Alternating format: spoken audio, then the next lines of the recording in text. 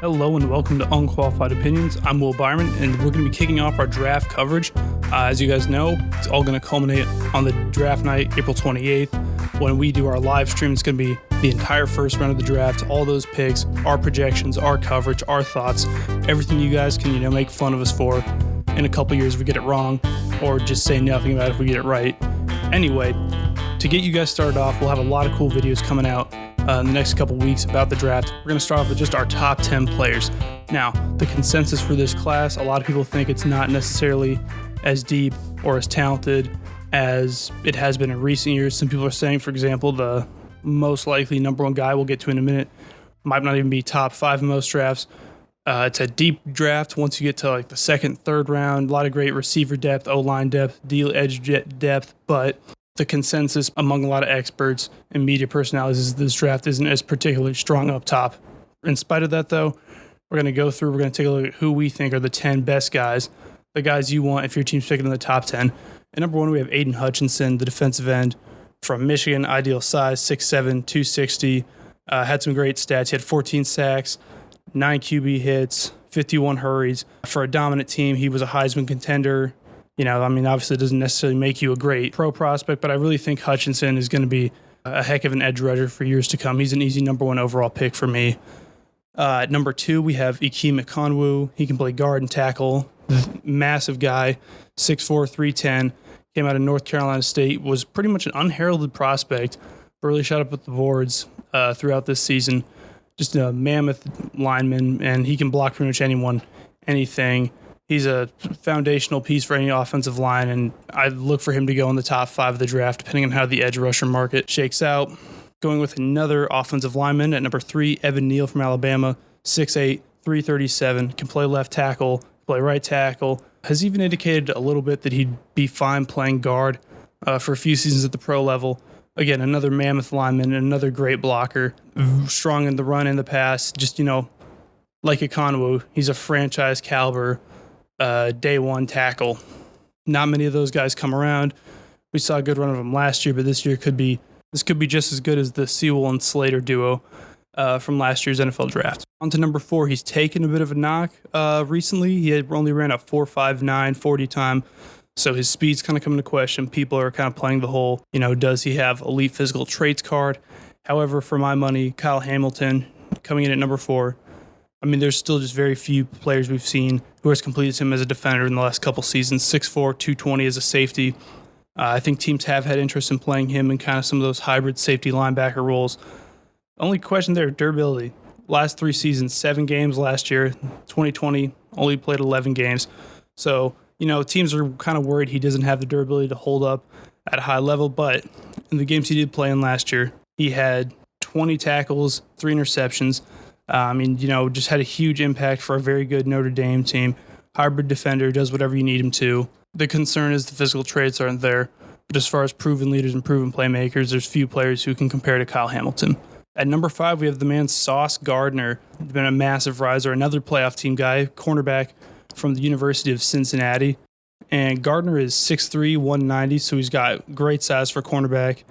Did not allow a single touchdown in his college career, even though he started all 4 years. Just had a phenomenal season. Only allowed 131 yards in 14 games last year. Shut down cornerback. Absolutely top 10 potential guy.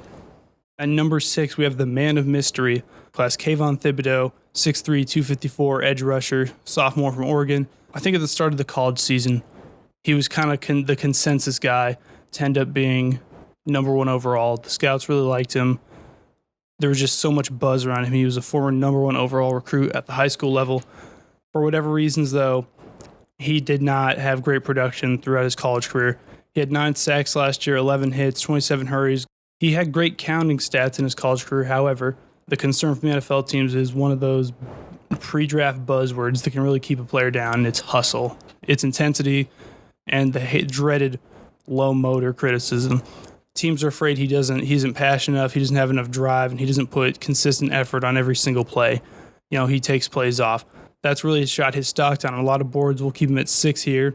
But he's faced a lot of competition from other edge rushers, including the guy we have at number 7, Trayvon Walker, who is just an absolutely massive player, 6'5", 272-pound defensive end. He's a freak athlete, ran a phenomenal 40 time.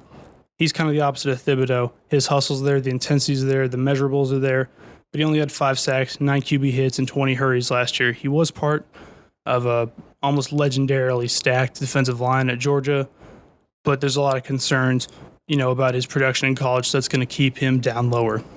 At number 8, we have a wide receiver. We're going to go with Garrett Wilson from Ohio State University. 6 foot 183, phenomenal speed, generated elite production, both outside and inside. He played most of his snaps outside last year, but he played 73% of his snaps in 2020, in that slot role. So he's versatile. He can play whatever position you need him to. He had 70 receptions, 1,058 yards, and 12 touchdowns at Ohio State. Polished route runner. He really kind of checks every box you want to see from wide receiver. I think he's one of the prospects that would stack up the most favorably with the last couple classes we've had. He would do well in the first round in any of the last couple drafts we've had. That brings us to number 9. We have Devin Lloyd. I'm a little higher on Devin Lloyd than most people are. He's a great all-around linebacker. He can pass rush. He can do coverage, especially with tight ends. He got a 90 grade from Pro Football Focus, and he was just a tremendous leader. Great defensive player at the University of Utah. They asked him to do a lot, and he delivered every single game. Last year, he played all 14 games, had 90 tackles, and he actually lined up in a lot of places. He lined up on the edge.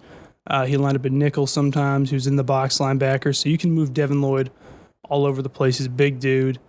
There's just so much to like about Lloyd as a defensive player. I think he should definitely be a top 10 player. I can see the Giants take him as high as 5. We'll get into mock drafts and stuff later. We'll just keep with the projections for now. But, yeah, Devin Lloyd, we're higher on him than most people are. And then to finish off, we have a 6'4", 219-pound receiver, Drake London, former part-time basketball player over at USC. He broke an ankle 8 games into last season, but he had already 1,084 yards and 7 touchdowns. He moved really well at the combine, which is the big question teams had for him since he's, extremely, extremely tall for wide receiver. But he's looked every bit the part of a top 10 pro player.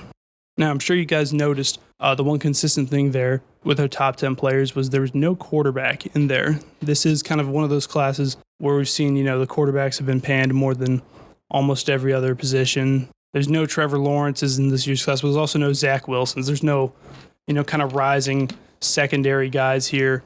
The general perception around this class is really poor, but we've gone ahead and we've also ranked the top 5 quarterbacks in this draft class. Number 1 for me is going to be Malik Willis. I think if we have to take a quarterback who would have a shot at getting drafted in the first round pretty much every year, regardless of who's there, I think Willis, if he gets drafted in the top 10, he's the only guy I could see doing that, first of all. If he does that, he's going to be like a Trey Lance. He's a guy who you need to sit him for at least a year, develop him, but he has some phenomenal tools. He has an absolutely great arm. He's a mobile quarterback. He can, not just like in the pocket, he can legitimately run as well. So there's a ton of options here with Malik Willis. The problem is he's got a massive risk. He went to Liberty, so medium-level competition as they transition to the FBS level. There's so many unknowns with him. He's going to need time to learn and sit. He's not a day 1 starter by any stretch of the means. He's the biggest risk you can make in the top 10 of this draft. At number 2, we'll go with the exact opposite, the safer option, Pickett. There's concerns about his small hands, which is, more of an interesting footnote. You get to see people complain about every year at the combine and other scouting events, but Kenny Pickett obviously had some insane production throughout his college career, 5th-year player, so he's a little older, but he went back to college as a senior and absolutely went crazy, 4,319 yards, 42 touchdowns, only 7 interceptions, 81 QBR, which is 9th in the entire country. Pickett's got the stats to back it up.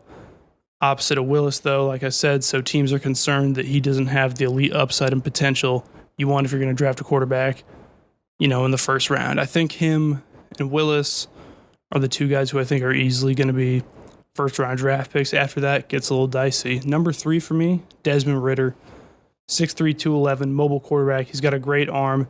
His stats didn't, super pop over at Cincinnati, but they didn't ask him to go crazy with the ball. They didn't ask him to throw as many times a game as Pickett and Willis were, and they didn't ask him to do as much. But still, 3,334 yards, 30 touchdowns, 8 picks. QBR is not as nice as Kenny Pickett's, but I think if you want better than Willis, but maybe, a more high upside option than Pickett, Desmond Ritter's a great guy to go with. I'd think about drafting him maybe in the late 20s of the first round. After that, we got Matt Corral, the man who has really not made much of an impact at any of the big scouting events recently. He couldn't play in the Senior Bowl because he's a junior.